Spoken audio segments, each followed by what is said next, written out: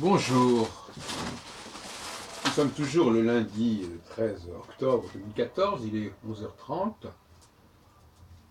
Je vais vous parler de la prévision et la nécessité pour prévoir de généraliser, qui va à l'encontre de beaucoup d'astrologues qui, eux, partent d'une démarche proprement individuelle et d'une équation proprement individuelle, ce qui me paraît une absurdité totale.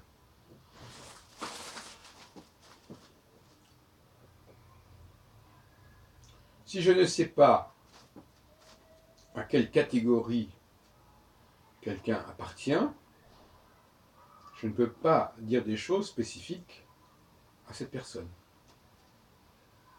Et si je ne sais pas ce que signifie telle ou telle période, ce que recouvre telle ou telle période, je ne peux pas non plus faire de prévision sur ce qui se passera dans le futur. Or, c'est à cette situation un peu abracadabrante que parviennent les astrologues d'aujourd'hui, en 2014. Ils n'ont pas de définition générale, ils n'ont que des cas particuliers, que ce soit sur le plan des personnes, que ce soit sur le plan des événements. Et en cela, ils se condamnent, ipso facto, à l'impuissance et à l'inefficacité et en quelque sorte à l'incompétence.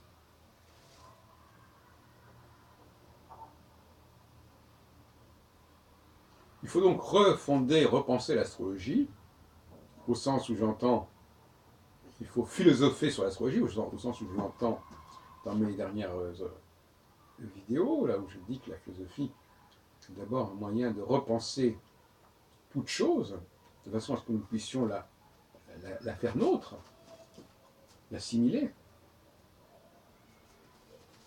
Eh bien, il faut qu'il soit clair que on ne peut pas échapper au minimum à la dualité. Il ne s'agit pas de diversifier à l'extrême, comme fait même en 4 catégories, ça me paraît déjà beaucoup trop, comme le ferait Hippocrate et comme le font tout un ensemble de caractérologues, tempéraments, etc., revus et corrigés et revisités. Mais c'est déjà pas mal, cette idée de pouvoir dire qu'il y a un nombre limité de possibilités. Mais moi, tant qu'en faveur, je préfère qu'il n'y en ait que deux. De la même façon, quand on parle de futur, de cycle, on peut effectivement aussi diversifier à l'infini le futur. Ça serait un futur en miettes, en quelque sorte, complètement individuel, comme avec les directions qu'on fait à partir du thème natal, qui sont spécifiques à ce thème natal. Mais on peut aussi, là encore, diviser en deux temps le cours des choses. Donc ce que je propose est relativement simple. Deux catégories, deux types de comportements, deux types de personnes, plus ou moins faciles à identifier, et deux types de situations qui alternent et qui sont elles aussi plus ou moins faciles à identifier et à repérer.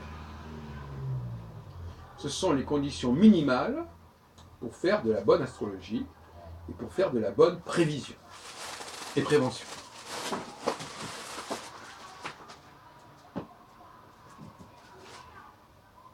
Alors, dans le premier cas, la division, ce qu'il faut bien comprendre, c'est que si je ne divise pas, et je prends le terme au sens le premier, c'est-à-dire diviser par deux. Si je ne divise pas, je ne différencie pas. Et si je ne différencie pas, je n'informe pas. Si tout le monde est logé à la même enseigne, c'est pas très intéressant. Ça, les astrologues l'ont bien compris d'ailleurs. Ils l'ont bien compris, mais tel que ça se présente aujourd'hui, le thème natal, c'est une hyper-différenciation qui dépasse complètement son objet et qui est contre-productive.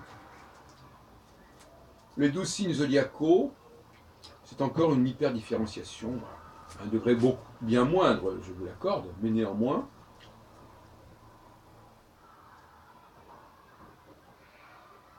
Donc, évidemment, dans ces différents cas que je viens de mentionner,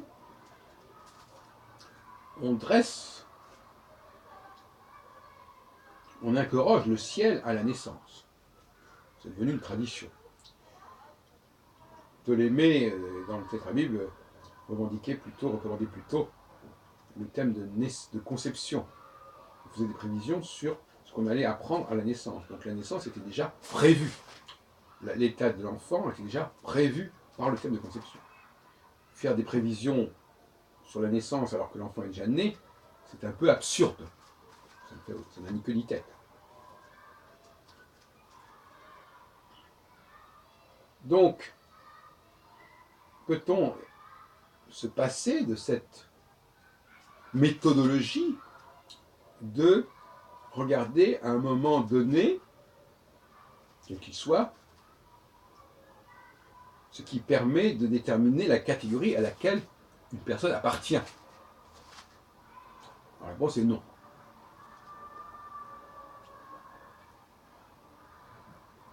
Mais, et je dirais un peu comme les gens qui pratiquent l'énéagramme, parce que récemment j'ai eu l'occasion de parler de l'énéagramme, notamment au Saint-Lausanne la semaine dernière, avec Delphine Brun.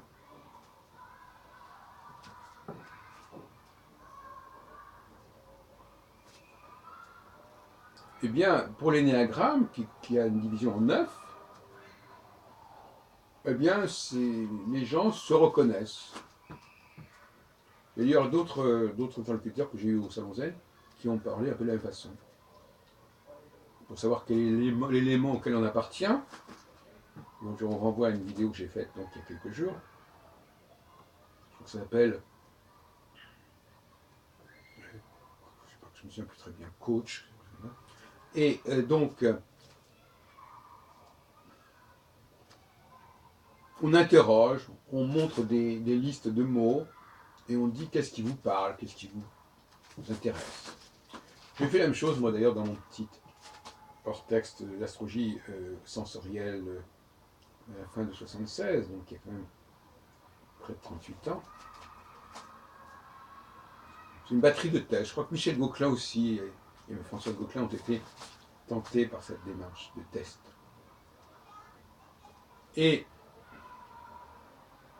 ça ne plaît pas beaucoup aux astrologues, ça, les tests. Parce qu'ils ne sentent pas ça très bien. Ils préfèrent un calcul mathématique. Pour eux. Moi, à la limite, je répondrais, tenant compte déjà du sexe. C'est un homme, c'est une femme. Déjà, c'est une information extrêmement utile et intéressante, et non négligeable. On dit qu'on est misogyne, on peut être misogyne de 10 000 façons différentes. Soit en tenant compte de la différence, soit en n'en tenant pas compte. Ignorer qu'une femme est une femme, c'est déjà aussi une forme de misogynie. Bon. Donc, bon, passons. Et un autre critère que j'utiliserai volontiers, c'est justement le critère cyclique. Comment les gens vivent, dans la pratique, les cycles successifs. Et la façon dont ils les vivent va nous renseigner aussi sur leur catégorie, sur leur appartenance. Donc il n'y a pas que le fait d'être un homme ou une femme, il y a une corrélation, il y a une corroboration, une vérification, ou même une approche un peu différente, qui peut donner des résultats un peu différents, par le biais d'une approche cyclique. Et alors l'autre aspect, effectivement, c'est la démarche cyclique, la prévision, qui là également doit être très générale. Pourquoi elle doit être très générale? Pourquoi est-ce qu'elle doit être duelle? Elle doit être duelle parce que notre cerveau ne fonctionne que dans la dualité. C'est une raison très simple. J'en ai parlé récemment encore, dans une vidéo et une réunion. Quand on présente à quelqu'un quelque chose qui n'est pas de l'ordre du débat, qu'est-ce que c'est qu'un débat? Dans le débat, je ne sais pas, c'est dans le débat, dans le dialogue, dans la disputation, il y a toujours cette idée de dualité. Le dé ici signifie quelque part, on peut jouer sur les mots, à la fois le dé veut effectivement dans bien des cas veut dire qu'on sort de quelque chose, mais c'est aussi l'idée de dialectique et de dualité. Le doute, c'est marqué par la dualité. Le doute, c'est-à-dire j'hésite entre deux solutions, entre deux approches, entre deux analyses. Ça, c'est bien. L'homme est fait pour douter.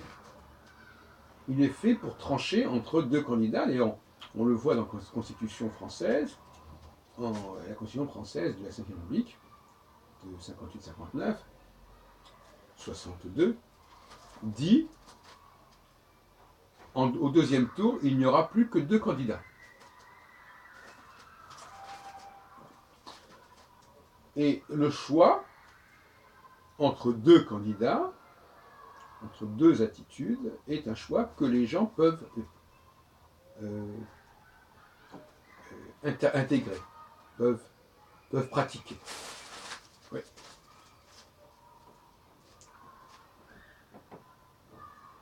Et quand on ne présente pas les choses de cette façon duelle, on cafouille. C'est-à-dire que l'être humain, l'intelligence humaine, patine. On lui dit il y a 12 possibilités, ah bon. Des gens qui proposent des listes comme ça de points. Même les 10 commandements, c'est beaucoup 10 commandements.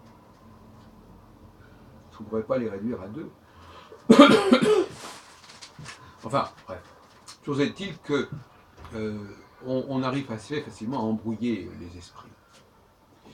Et à ce moment-là, quand on est dans quelque chose de trop complexe, l'intelligence critique se met en veilleuse en quelque sorte. On pourrait dire qu'il y a du bruit. Il y a du bruit, au sens mental du terme, et la concentration ne peut pas se faire. Et l'astrologue, c'est quelqu'un qui fait beaucoup de bruit, en ce sens-là. Il propose des choses qui sont très bruyantes, parce que justement c'est très brouillé, c'est très embrouillé, c'est très brouillon. Et les gens sont impuissants, n'arrivent pas à réagir, n'ont pas un réflexe, n'ont pas une impulsion de choix qui vient facilement. Et donc ils auraient tendance à devenir passifs, plutôt qu'actifs ou réactifs. Ah bon, c'est comme ça, ah oui d'accord, oui. Et ça c'est fâcheux évidemment. Donc, deux catégories, deux types de phases, voilà comment l'astrologie devrait être, voilà comment elle sera acceptée, assimilée, adoptée par l'humanité du XXIe siècle.